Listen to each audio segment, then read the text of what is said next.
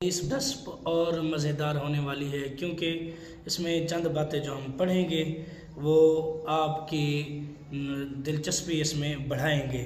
یعنی بدعقیدگی کے بارے میں ہم پڑھیں گے، جو دین میں لوگ بدعقیدگی پھیلاتے ہیں یا پھر جو نئے طریقے رائج وغیرہ کرتے ہیں جسے بدعت کہتے ہیں، ان کے بارے میں آج ہم اس حدیث مبارکہ میں پڑھیں گے۔ اور اس کے ساتھ ساتھ ہم یہ بھی پڑھیں گے کہ مکہ پاک میں گناہ کرنے کے بارے میں اس کا کیا انجام ہوگا، یا پھر حضور علیہ الصلوۃ والسلام کی امت اجابت اور امت دعوت کے بارے میں بھی ہم بات کریں گے واضح طور پر کہ امت اجابت کیا ہے اور امت دعوت کیا ہے۔ تو بغیر وقت ضائع کیے شروع کرتے ہیں۔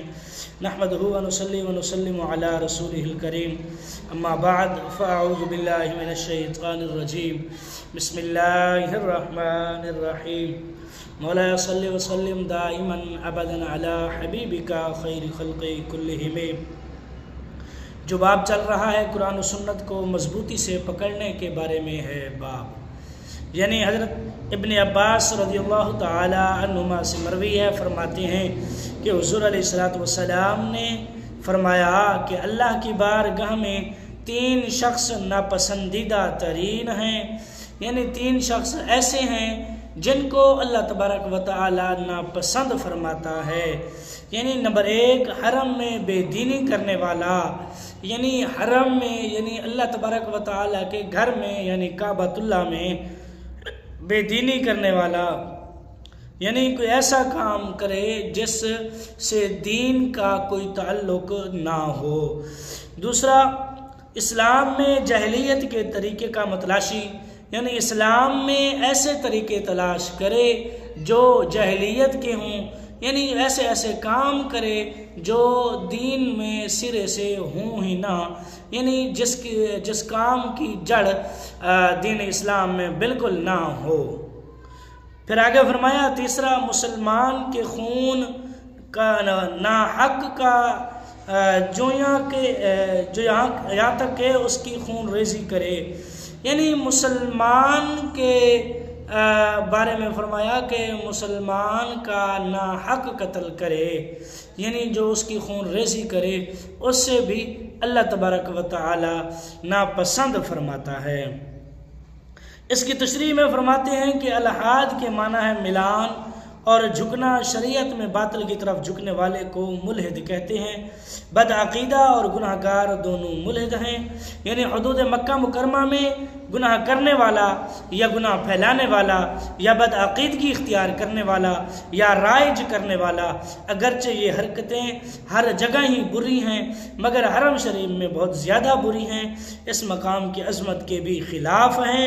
اور جیسے ہی حرم میں ایک نیکی کا ثواب 1,00,000 کے برابر ہے، ایسے ہی ایک گناہ کا عذاب بھی 1,00,000 کے برابر ہے۔ فرمایا حدود مکہ میں جو گناہ کرے گا، جو گناہ پھیلائے گا یا بدعقیدگی اختیار کرے گا، بدعقیدگی جو ہے وہ پھیلائے گا، جو نئے کام رائج کرے گا یا جو کروائے گا، اور اگرچہ فرمایا یہ جگہ خاص الخاص ہے، اور پھر فرمایا یہ جو گناہ ہیں یہ ہر جگہ ہیں اور ہر جگہ پہ گناہ ہی ہوتا ہے، چاہے گناہ جہاں بھی ہو گناہ ہی ہوتا ہے۔ لیکن حرم پاک ایک عظمت والی جگہ ہے، ایک بڑی یعنی اللہ تبارک و تعالیٰ کا گھر ہے، تو اسی لیے فرمایا کہ اس کا گناہ بھی اس سے عام جگہ سے زیادہ ہے۔ اسی طرح پھر آگے فرمایا جیسے کہ حرم پاک میں ایک نیکی کرنے کا ثواب 1,00,000 کے برابر ہے، اسی جگہ پھر اگر گناہ کرے یعنی حرم پاک میں گناہ کرے اس کا عذاب بھی 1,00,000 کے برابر ہے۔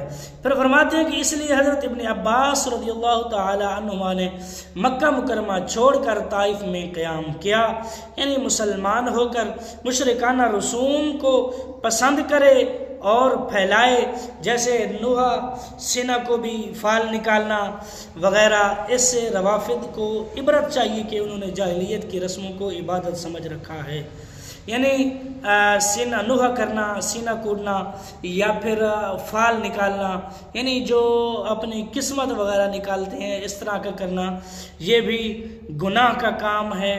تو فرماتے ہیں کہ اس سے لوگوں کو عبرت پکڑنی چاہیے۔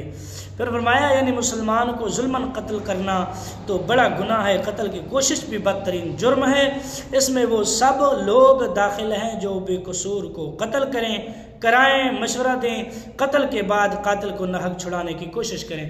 یعنی اگر کوئی انسان کسی انسان کو، کسی مسلمان کو قتل کرتا ہے یا قتل کرنے کی کوشش کرتا ہے یا قتل کرنے کی سہولت کار بنتا ہے یا پھر اس کے بعد جو ہے اس کے ناحق جو قید ہے اس کو چھڑائے، یہ بھی بہت بڑا گناہ ہے، وہ بھی اس کے برابر کا شریک آتا ہے۔ اسی طرح دوسری روایت حضرت ابو ہریرہ رضی اللہ تعالی عنہ سے مروی ہے، فرماتے ہیں کہ حضور علیہ الصلوۃ والسلام نے فرمایا کہ منکر کے سوا میری ساری امت جنت میں جائے گی۔ عرض کیا گیا منکر کون؟ فرمایا جس نے میری فرما برداری کی بہشت میں گیا، جس نے میری نافرمانی کی وہ منکر ہوا۔ یعنی حضور علیہ الصلوۃ والسلام نے فرمایا کہ منکر کے سوا میری ساری امت جنت میں جائے گی، یعنی جو انکار کرے گا، انکار کرنے والا جہنم میں جائے گا۔ یعنی یہ فرمایا کہ منکر کے سوا میری امت، یعنی منکر کے سوا جتنے بھی حضور علیہ الصلوۃ والسلام کی امت ہوگی وہ جنت میں جائے گی۔ عرض کیا گیا منکر کون؟ یعنی صحابہ کرام کو یہاں پتہ نہ چلا کہ کون منکر، تو حضور علیہ الصلوۃ والسلام نے فرمایا جو میری فرما برداری کرے گا وہ جنت میں جائے گا، جو میری نافرمانی کرے گا وہ جہنم میں جائے گا۔ تو شریح میں فرماتے ہیں یہاں امت سے مراد امت اجابت ہے، جنہوں نے حضور کی تبلیغ کو قبول کر کے کلمہ پڑھ لیا۔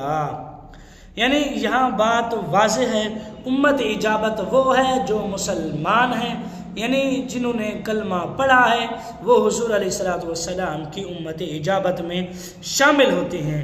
اور پھر فرمایا حضور کی امت دعوت تو ساری خلقت ہے، یعنی ساری خلقت جتنے بھی انسان ہیں اس دنیا کائنات میں وہ سارے کے سارے حضور علیہ الصلوۃ والسلام کی امت دعوت ہیں۔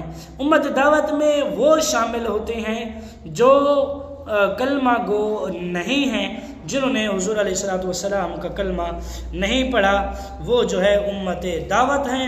امت اجابت وہ ہیں جو مسلمان ہیں، امت دعوت وہ ہیں جنہوں نے کلمہ نہیں پڑھا۔ پھر آگے فرماتے ہیں انکار سے مراد عملی انکار ہے اور اس میں گناہ گار مسلمان داخل ہیں، اور جنت میں داخلے سے مراد اولا داخلہ ہے، یعنی متقی مومن اولا داخلہ کے مستحق ہیں، فاسق اس کے مستحق نہیں ہیں۔ یعنی جو متقی پرہیزگار مومن ہوں گے وہ سب سے پہلے جنت میں جائیں گے۔